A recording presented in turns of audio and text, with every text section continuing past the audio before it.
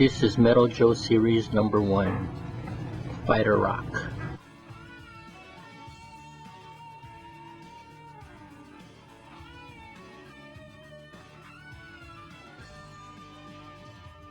Sticker sheet.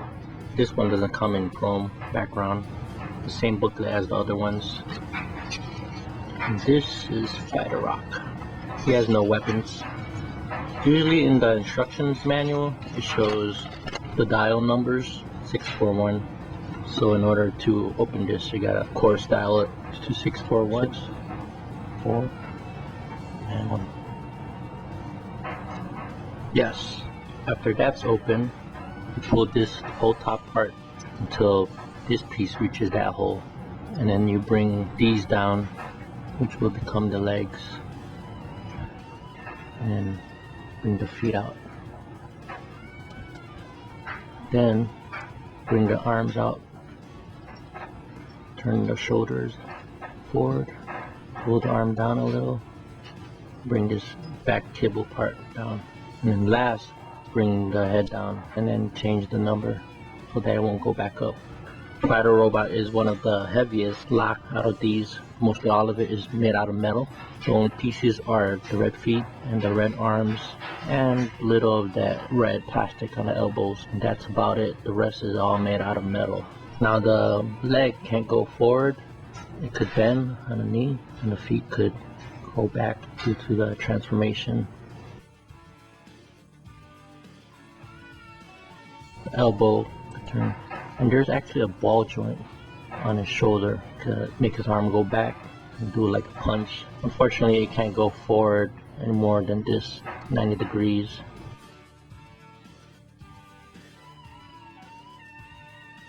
One thing I don't like is that he has this big long lock piece connecting from his head, so you can always carry him like that in robot mode. He has these nice yellow light on his knees. Here's his back, nice detailing.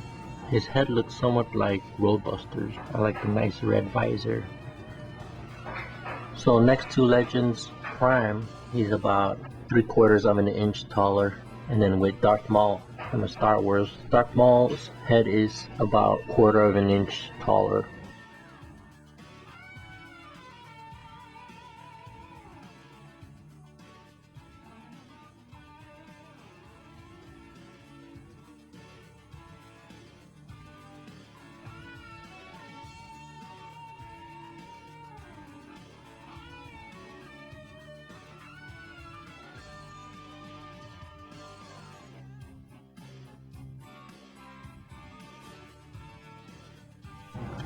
And that's MJ1 Fighter Rock.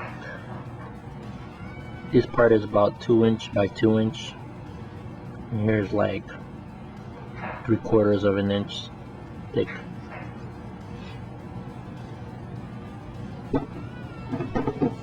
I think this is a cool Metal Joe series lock compared to the others. I like the colors, and his head looks like Roadbusters.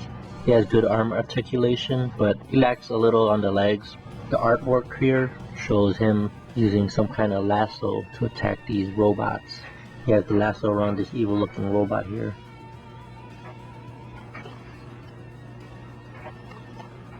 Made in Japan.